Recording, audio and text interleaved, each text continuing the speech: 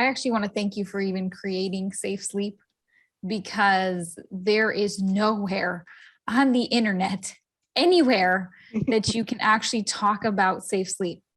I'm in loss groups, I'm in trauma groups, I'm in so many different types of groups, and you cannot say anything about the ABCs. You cannot tell somebody, please don't put your baby to sleep on a couch. Don't sleep with your baby. You can't say anything. They ban you. I've got people talk crap to me. I've been deleted from groups. I've had people attack me over it. And I'm just like, oh my God, seriously. Like, I'm like, look it up, the information. I'll start throwing links down. Like, it's like becomes like a battle royale between these like co-sleepers, and like, I've done it for my 5 kids or whatever. And I'm like, okay, but you've done it for your 5 kids, but this one is a new mom, and she'll listen to you, and she could end up in my shoes, where it's like, I listen to somebody else and then I deal with the preventable death. So I'm just so glad that you created this many years ago. And it kind of, in my way, it kind of worked out for me. I'm going to say this is my little way, because I ended up having my rainbow. And when you're in the home birth world, they do not talk about safe sleep. It is not a thing. When we got a crib set, we got a little crib set with the dresser and all this stuff when I was pregnant with Gavin. And they were like, you bought a crib? And I was like, yeah. Because me not thinking, like, I wasn't apparently that far deep into the world. I thought you put your baby so you can get some rest, so you can sleep. They were like, you're going to be breastfeeding. You're going to have the baby right there. You're just going to feed your baby and go to sleep. And I was like, I don't think that's how my mom did it. And my mom had 5 of us, and she always had a crib. And my mom was always like, you don't sleep with your baby. And she's old school, you know what I mean? And she was like, whatever. So that's one of the things. So when you started it, it worked out for me because I was pregnant. So I got to learn so many different things, because I knew the basics of stuff, but I got to learn like bumpers aren't good. And, I learned so many things that they sell at the store is not good. Like, and there's a lot of things, and you think, hey, you need to have like A through Z on your baby registry, but the reality is you really don't need any of that crap. Yeah, so most of the things that go into the baby registry, we had a post about that, like, remove everything that says, it is breathable, remove everything that promises any type of protection from SIDS, remove anything that has any incline or puts baby at any incline, then remove everything that could be a bumper or something. And people were saying, well, what are we left with? What's going to be left on my registry? And I'm like, crib, mattress, fitted sheet, pacifiers. That's it. That's about everything. That's actually what you need, what baby needs to be safe. So I'm not a fan of cribs, because the pack and plays, the play yards, have been the product that has shown to be the most versatile. So it covers not just the baby period, but it covers until the height limit. It helps parents move it around. It allows parents to have a space that they can travel with, which is very, very important, because many people, when they go and visit or unexpectedly stay somewhere, you cannot pack the whole crib, but play yard, you can just pack it, and you always have a safe space for your baby wherever you are. And I like them because, one of the parental anxieties is babies getting their legs or arms stuck in the crib slats. So PMP is perfect. It resolves that problem immediately and safely. Put the baby in a play yard. You don't have to worry about babies, chunky leg getting caught in the crib.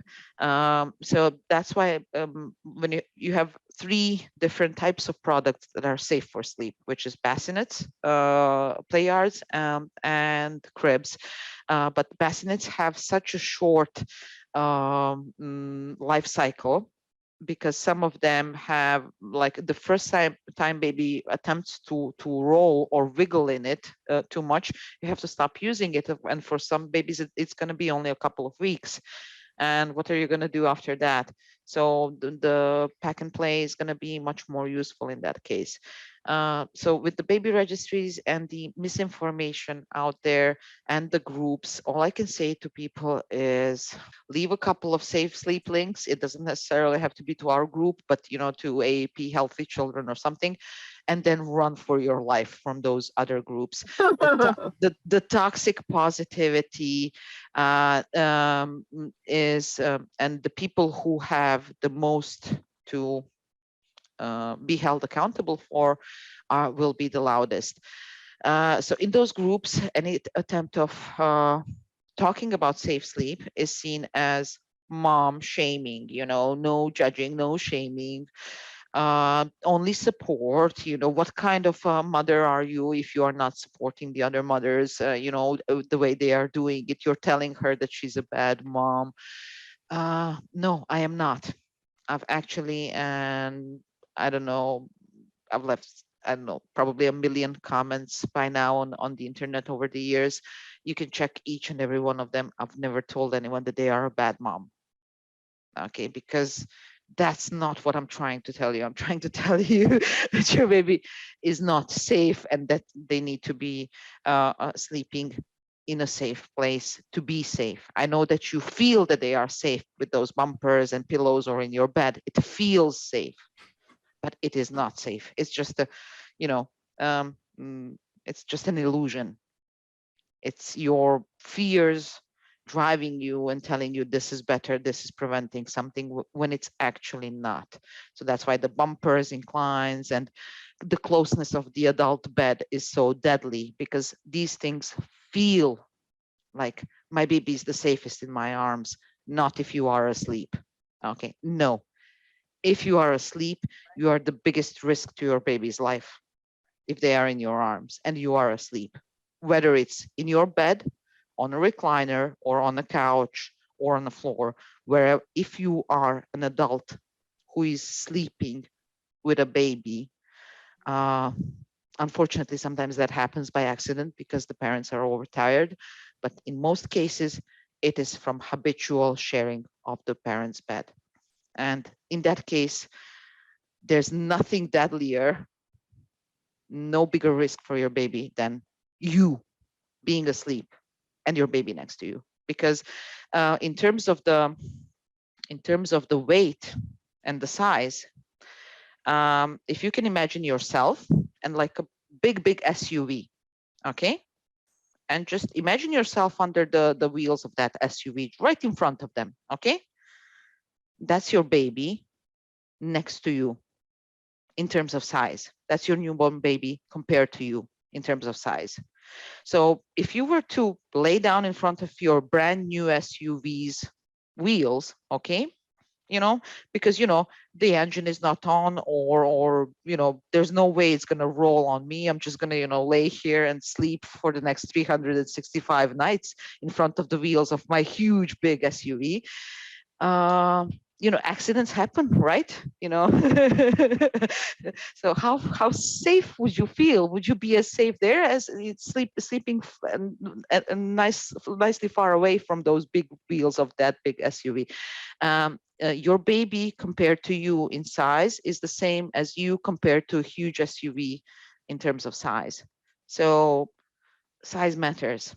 Your newborn, you know how fragile they are. You know how small they are.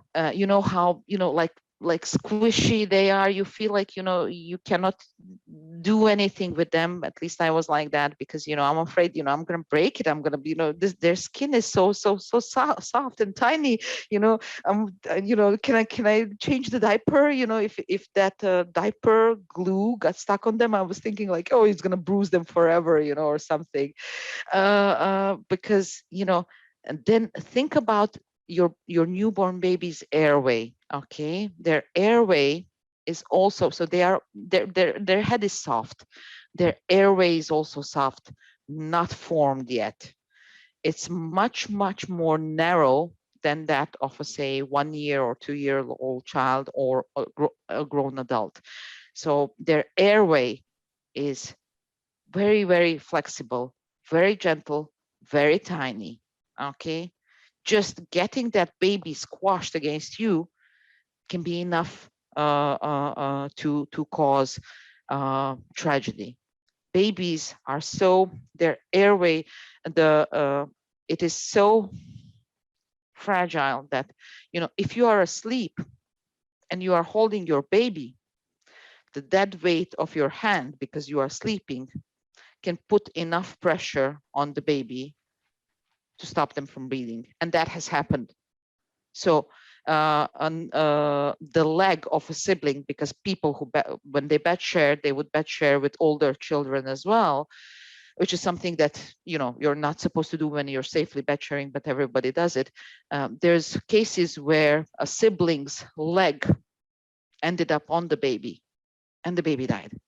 So it takes really, really small amount of pressure or trigger to compromise baby's breathing. That's why they have to sleep in those empty cribs and empty bassinets. So there's absolutely nothing that they can roll and suffocate into.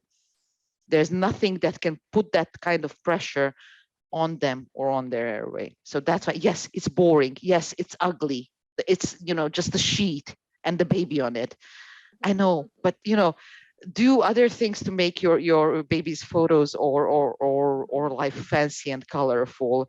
But the sleep space, to be safe, it must be basic, boring, nothing in it except baby and the pacifier and your hands to pick them up when they are crying and then put them down and then repeat that a million times. In our group, we have many, many members. People don't realize this, that whenever they are typing something, whenever someone comes and says, well, I'm going to do this, my baby is fine, there's probably a lost parent reading who has lost their baby in those exact circumstances. So before you say, well, it's fine, just think about that there's an actual lost parent whose baby slept on incline and died, or whose baby slept on a couch with the daddy for nice photos and died in the group. Good luck in those other groups on the internet. I'm not a member of a lot of them because, I tend to get kicked out of groups when I join, even the sciencey or whatever groups. I haven't made many friends, but the friends I've made, I am happy that I've had pleasure to meet in real life, like Karen, and you guys online. And but in the other groups, yeah, dump a link and run, basically. Because you'll never escape that mom shaming and everything. I'm sorry, just I don't have time for that. I've never told any one person that they are a bad parent because of this and that, but yes, I've told millions of people that their baby is not sleeping safe, or that their baby is not safe, or that the midwife that they are trying to hire is a killer and that they should run as soon as possible.